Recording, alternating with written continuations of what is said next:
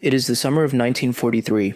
A German soldier, 22 years old, has just surrendered somewhere in North Africa. His unit is gone, his war is over. He is loaded onto a ship, crosses the Atlantic Ocean, and arrives in a country he has spent the last several years being told is decadent, weak, and destined to lose. He steps off the transport and onto American soil expecting a cage, expecting punishment, expecting the kind of treatment that the propaganda he grew up with suggested enemies deserved. What he finds instead breaks something in his understanding of the world, and it takes him years to figure out exactly what it broke and why. The story of German prisoners of war in the United States during the Second World War is one of the most genuinely strange and underexamined chapters of the entire conflict. At its peak, the United States held over 400,000 German POWs on American soil. They were housed in more than 500 camps spread across 30 states.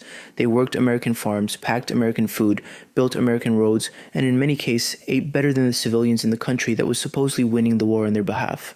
They watched American movies, formed orchestras, published camp newspapers, and in some documented cases refused to go home when the war ended. This is not a story about soft handling of enemies. It is not a simple story at all. It is a story about what happens when a bureaucratic system built on legal obligation, agricultural necessity, and a specific American self-image collides with 300,000 men who have spent their entire adult lives being told that America is the enemy. The results were complicated, frequently absurd, occasionally beautiful, and in a few cases deeply troubling in ways that the United States government spent decades preferring not to discuss. Let's start with why they were here at all, because the answer reveals something important about how the war was actually being managed. By 1943, the Allied forces in North Africa had captured so many Axis prisoners that the logistics of holding them in a war zone had become genuinely unworkable. Britain was already overcrowded with its own POW population. The camps in North Africa were improvised, undersupplied, and sitting in contested territory. Someone had to take the overflow. The United States had the space, the agricultural labor shortage, and the legal obligation under the Geneva Convention to house prisoners in conditions comparable to its own troops. It also had, critically, an interior that no German submarine or aircraft could reach. The prisoners would be safe on American soil in a way they couldn't be anywhere closer to the fighting. The decision was practical before it was anything else, but the implementation of it produced outcomes that nobody had fully predicted. The camps themselves varied enormously. Some were purpose-built facilities with barracks, recreation halls, libraries, and sports fields. Others were hastily converted fairgrounds, racetracks, or CCC camps left over from the New Deal era. The largest complexes held thousands of men and operated essentially as small towns, with their own internal economies, social hierarchies, newspapers, theatrical companies, and, in several documented cases, quite serious art programs. The camp at Concordia, Kansas held nearly 4,000 prisoners and ran a woodworking shop that produced furniture good enough to be sold commercially. The camp at Ruston, Louisiana had a prisoner-run bakery. The scale of the domestic life that developed inside these facilities was, by any measure, remarkable. The Geneva Convention required that officer prisoners not be compelled to work. Enlisted men could be assigned labor, provided they were paid, not exposed to dangerous conditions, and not used in work directly related to the war effort. The United States followed these requirements with a consistency that German prisoners found in the early months of their captivity genuinely difficult to believe. They kept waiting for the rules to change, for the real treatment to begin. It didn't. The pay was 80 cents a day, issued in camp script rather than real currency, which prisoners could spend at the camp canteen on cigarettes, beer, toiletries, and other items. 80 cents in 1943 was not a fortune, but it was not nothing either. Many American civilians were earning wages not dramatically higher than that for full workdays. The German prisoners were earning it for agricultural labor that in many cases they found no more demanding than what they had done in civilian life back in Germany. Some prisoners saved their script obsessively, not because they had anything particular to spend it on, but because the act of accumulating it felt like the first evidence of a future they might actually get to inhabit. The food is where the story gets genuinely surreal in the accounts that survive. American military rations, which the prisoners received by regulation, were substantially better than what most Germans had been eating by the middle of the war. The meat rations were larger. The bread was white, which in wartime Germany had become a luxury. There was sugar, there were canned goods, there was coffee. Prisoners who arrived from the Eastern Front, men who had spent winters in Russia eating whatever they could find, described the initial camp meals as almost hallucinatory in their abundance. One account, preserved in a post-war interview conducted by historian Arnold Kramer, describes a prisoner receiving his first American meal and sitting with it for several minutes before eating because he was convinced it was a deliberate display intended to be taken away. It was not taken away. The next meal was similar, and the one after that. This created an immediate psychological problem that American camp administrators were not fully prepared to handle. The prisoners had been told with great consistency and considerable institutional force that America was weak, corrupt, and losing the war. The physical evidence in front of them every single day suggested the opposite.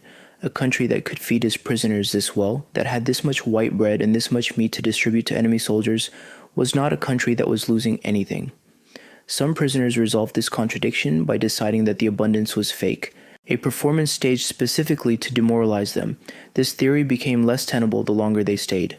Others simply stopped thinking about it because thinking about it had nowhere to go that wasn't profoundly destabilizing. And some, gradually and then all at once, began to reconsider what they had been told about essentially everything.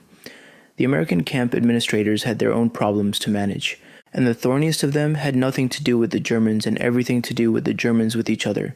The prisoner population was not uniform. It contained men who had been captured at different points in the war, from different units, with different levels of ideological commitment to the Nazi regime. The Afrika Korps soldiers captured in 1943, many of them professional soldiers who had been fighting since before the war became the ideological crusade it later turned into, were in some cases substantially less fanatical than the SS troops and hardcore party members captured later in the war. The mixture created an internal social order inside the camps that American administrators watched with varying degrees of alarm and, in the early years, frequently failed to manage effectively. Committed Nazis within the camp population exercised control over less committed prisoners through social pressure, intimidation, and in documented cases, outright violence. Prisoners who were seen as too friendly with American guards, who expressed doubt about German victory, who showed any interest in democratic ideas or American culture, were labeled traitors and treated accordingly. There were kangaroo courts inside some camps. There were beatings. In the most extreme cases, there were killings. Several German prisoners were murdered by fellow prisoners during their captivity in the United States, a fact that the U.S. Army investigated and in some cases prosecuted, though the prosecutions were complicated by the difficulty of getting prisoner witnesses to testify against other prisoners. The American response to this internal dynamic evolved over the course of the war. The initial approach, which emphasized security and compliance with the Geneva Convention without much attention to the ideological landscape inside the camps, gave way by 1944 to a more deliberate program. The intellectual diversion program, which was the official name, and the re-education effort that accompanied it tried to identify and separate the genuinely fanatical prisoners from those who might be reachable. The fanatical hardcore, mostly SS and committed party members, were concentrated at specific facilities where they could be monitored without contaminating the broader population. The more reachable prisoners were exposed, carefully and without direct propaganda, to American democratic institutions, free press, and civic life. The tools were indirect by design. Camp libraries stocked with books, subscriptions to American newspapers, film screenings, which were an enormous and somewhat unintentional success because Hollywood movies of the era communicated an image of American life, its abundance, its diversity, its particular brand of optimistic energy that no deliberate propaganda program could have manufactured. Prisoners watching American films were watching something that their entire prior understanding of the country had told them couldn't exist. The cognitive dissonance was, for many men, the most effective re-education tool in the entire program. The labor program sent prisoners out into the surrounding communities in ways that created another layer of complexity entirely. German prisoners working on American farms and American orchards and canneries and lumber operations came into daily contact with American civilians in a context that the war had made simultaneously ordinary and completely extraordinary. A German soldier picking peaches in Georgia alongside American workers, none of whom could communicate with him verbally, was having an experience that had no framework in anything either party had been prepared for. The civilian reactions varied enormously by region, by the specific composition of the local community, and by individual temperament. In areas with large German-American populations, there was sometimes an almost familial recognition between the prisoners and the locals, a shared language and cultural reference that cut across the official enemy designation in ways that made military administrators uncomfortable. In areas of the Deep South, there were incidents of a different kind. German prisoners being served at lunch counters in restaurants that refused service to Black American soldiers, a disparity that the prisoners themselves sometimes noted in their accounts, and that American observers found difficult to explain without confronting something they preferred not to confront. The re-education program produced results that were genuinely difficult to measure, and that the American government debated both during and after the war. The prisoners who went through it, who spent a year or 2 or 3 in contact with American life before being repatriated, returned to Germany with something that no policy document could have specified in advance. They returned with an experience of the country that their subsequent lives would be built on or around. Many of them became, in a post-war West Germany, advocates for democratic institutions and American-style civic life, not because they had been told to, but because they had seen it work. The Marshall Plan and the American occupation of Germany operated in a country where hundreds of thousands of men had already spent years in American custody and had, on balance, been treated decently. The repatriation itself was, for many prisoners, another shock. Germany in 1945 and 1946 was rubble. Not metaphorical rubble, physical, total, systematic destruction of a kind that the men returning from American camps, where they had spent the last years of the war eating regular meals and watching American movies, were entirely unprepared for. The country, they had been told, was invincible, whose final victory had been a matter of certainty in the early years of the camps, was gone. The prisoners came home to a Germany that needed to be rebuilt from the ground up, and a significant number of them had spent their captivity acquiring skills, literacy, and a specific kind of practical democratic education that would prove useful in exactly that work.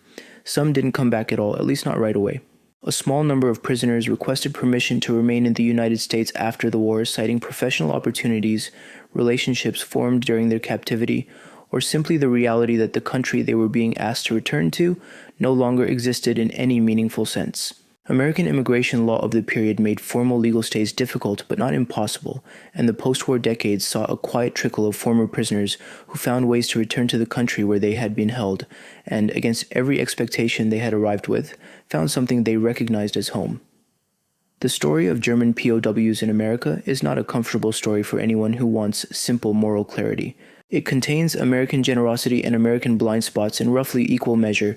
It contains Germans who used their captivity to genuinely reconsider what they had been told, and Germans who spent every day of it planning how to continue the same fight the moment they were released. It contains a bureaucratic system that mostly worked as designed and occasionally failed in ways that were serious and sometimes lethal. It contains, at its edges, the particular American habit of treating the officially designated enemy with more dignity than it sometimes extended to its own citizens, a contradiction that the prisoners noticed, that contemporary observers noted, and that historians have been unpacking ever since. What it ultimately contains is this: 400,000 men who came to America expecting punishment and found instead a country that was stranger and more contradictory and more genuinely powerful than anything they had been prepared to encounter. The experience changed them. How much and in which direction depended on the man, but almost none of them left unchanged, and the country they returned to was rebuilt in part by men who carried that change with them. That is not nothing.